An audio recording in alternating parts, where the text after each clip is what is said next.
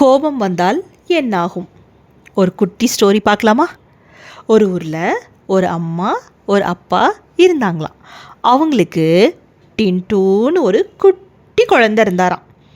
அந்த குழந்தை ரொம்ப நல்லவராமா. ஆனால் அவருக்கு ஒரு பெரிய பிரச்சனை இருந்தது. அதாவது அவருக்கு அடிக்கடி கோபம் வருமா. ஸ்கூலில் ஃப்ரெண்ட்ஸ் கிட்ட அன்பாக பேசாமல் சின்ன சின்ன விஷயத்துக்கெலாம் சண்டை போட்டுட்டு இருந்தாராமா. அதனால் அவருக்கு ஃப்ரெண்டே கிடைக்கலையாம்.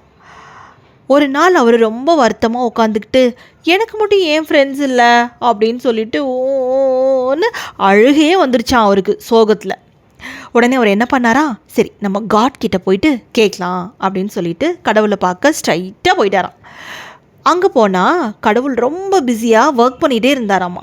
யாரெல்லாம் குட் ஹேபிட்ஸ் இருக்குது, யாரெல்லாம் என்ன என்ன என்ன அவங்களை சேஞ்ச் பண்ணிக்கணும் அப்படின்னு சொல்லிட்டு நிறையா ஒரு பிஸியாக ஒர்க் பண்ணிகிட்டே இருந்தாராம். அங்கேருந்து கை காட்டானா Tintu, god please help me, please help me அப்படின்னு சொல்லிட்டு.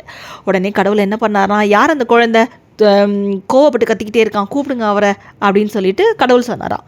உடனே டின்டூ என்ன பண்ணாரா, வேகமாக ஓடி போய் கடவுள்கிட்ட, காட் காட் ப்ளீஸ் ப்ளீஸ் எனக்கு ஹெல்ப் பண்ணுங்கள், எனக்கு ஃப்ரெண்ட்ஸே இல்லை அப்படின்னு சொல்லிட்டு சொன்னாராம். உடனே கடவுள் சொன்னாராம், இல்லை நான் எல்லா குழந்தைங்களுக்கும் ஹெல்ப் பண்ணுறதுக்கு தான் அவங்கவுங்க வீட்டில் அம்மாவையும் அப்பாவையும் கொடுத்துருக்கேன். ஸோ உங்களுக்கு என்ன பிரச்சனைனாலும் அவங்க உனக்கு சால்வ் பண்ணுவாங்க.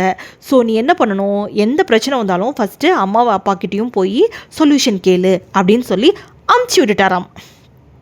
உடனே டின்டூ என்ன பண்ணாராம், வேகமாக வீட்டுக்கு வந்தாராம். வந்தோடனே அப்பா கிட்டே நடந்ததெல்லாம் சொன்னாராம். எனக்கு மட்டும் ஏன் ஃப்ரெண்ட்ஸ் இல்லை, நான் ஏன் கோவப்படுறேன் அப்படின்னு சொல்லிட்டு ரொம்ப கேட்டாராம். அப்பா ஒரு சூப்பரான ஐடியா கொடுத்தாராம் டின்டூக்கு. அது என்ன ஐடியானா, உனக்கு எப்போல்லாம் கோவம் வருதோ அப்போல்லாம் வாலில் செவுத்தில் ஆணி அடி அப்படின்னு சொல்லி சொன்னாராம். ஃபஸ்ட்டு டே ஸ்கூலுக்கு போயிட்டு வந்த உடனே நிறைய ஆணி அடித்தாராம். அப்படியே நாளாக ஒரு மாதத்தில் என்ன ஆச்சு, அந்த ஆணி அடிக்கிறது கொஞ்சம் கொஞ்சமாக குறைய ஆரம்பிச்சிருச்சான். உடனே ரொம்ப சந்தோஷப்படாரான் டின்டூ, எனக்கு இப்போல்லாம் கோவமே வர்றதில்ல அப்படின்னு சொல்லிட்டு சந்தோஷமாக அவங்க அப்பா கிட்டே சொன்னாராம். அப்பா என்ன சொன்னார், எப்பெல்லாம் நீ கோவத்தை தவிர்க்கிறியோ அப்போல்லாம் ஒவ்வொரு ஆணியாக நீ ரிமூவ் பண்ணலாம் அப்படின்னு சொல்லி அப்பா சொல்லிட்டாராம். சில நாட்கள் போக போக என்னாச்சுன்னா, அவன் வாலில் அடித்த அத்தனை ஆணிகளையும் எடுத்துட்டாராம்மா.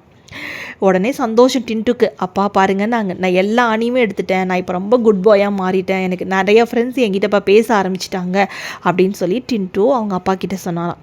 அப்பா என்ன பண்ணாராம், டின்டூவை கையை பிடிச்சி நேராக கூட்டிகிட்டு போயிட்டு அந்த செவரை பார்க்க சொன்னாராம்மா. நீ கோவப்படுறத எல்லாம் சேஞ்ச் பண்ணிக்கிட்ட, ஆனால் நீ கோவத்தில் இருக்கும்போது பேசின வார்த்தைகளை ரிசீவ் பண்ணவங்க அந்த காயம் ஆறாமல் இப்போ எப்படி ஒரு வடுவாக இருக்குது, அதே போல் அவங்க மனதில் இருக்கும். இந்த காயம் ஆறுறதுக்கு கொஞ்சம் நாளாகும். அதனால் என்ன பண்ணணும், கோவத்தில் பேசுகிற வார்த்தைகள் என்னாகும், அடுத்தவங்கள காயப்படுத்தும்னு அவங்க அப்பா அழகாக புரிய வச்சாராம் டின்டூக்கு. கோபம் வந்தால் என்ன ஆகும்? இந்த கதையிலேருந்து நம்ம 3 விஷயம் கற்றுக்குறோம். ஃபஸ்ட்டு பாயிண்ட் என்னென்னா, நமக்கு என்ன பிரச்சனை வந்தாலும் ஃபஸ்ட்டு போய் அம்மாக்கிட்டேயும் அப்பாக்கிட்டேயும் சொல்லணும். ஏன்னா நம்மளை ப்ராப்ளத்தை சால்வ் பண்ணுறதுக்காக தான் கடவுள் என்ன பண்ணியிருக்காரு, நமக்கு அம்மாவையும் அப்பாவையும் கொடுத்துருக்காங்க. ஸோ செகண்ட் பாயிண்ட், கோபத்தை கட்டுப்படுத்தணும். ஏன்னா வார்த்தைகள் மற்றவங்களை காயப்படுத்தும். தேர்ட் பாயிண்ட், உலகில் தலை சிறந்த சொல் செயல். நான் நல்ல குழந்தையாக இருப்பேன், நான் நிறைய ஹெல்ப் பண்ணுவேன் இப்படின்னு சொல்கிறத விட உண்மையாலுமே நம்ம அதை செஞ்சு காட்டணும். நீங்களாம் அதை செய்வீங்களா? Okay, thank you.